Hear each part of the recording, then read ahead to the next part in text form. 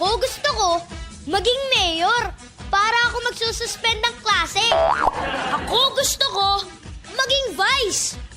Vice mayor? Hindi. Vice ganda.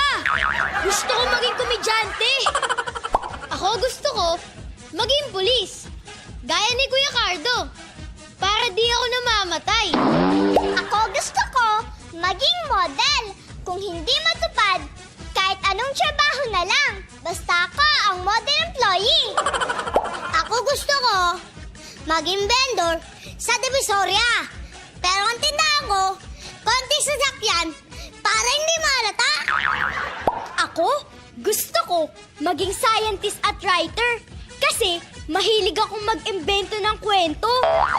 Ako gusto ko maging chef sa Samgyupsal para wala akong ginagawa. Ako gusto ko maging driver para kahit traffic, nasa work na ako. Ako gusto ko maging swimmer. Lagi kasi baha sa amin. Ako, gusto ko maging artista. Artista ka na eh. Yun pala eh. Hindi, umpisa na natin lang siyo. Oh, walang lilipat. Sit back, relax, and welcome to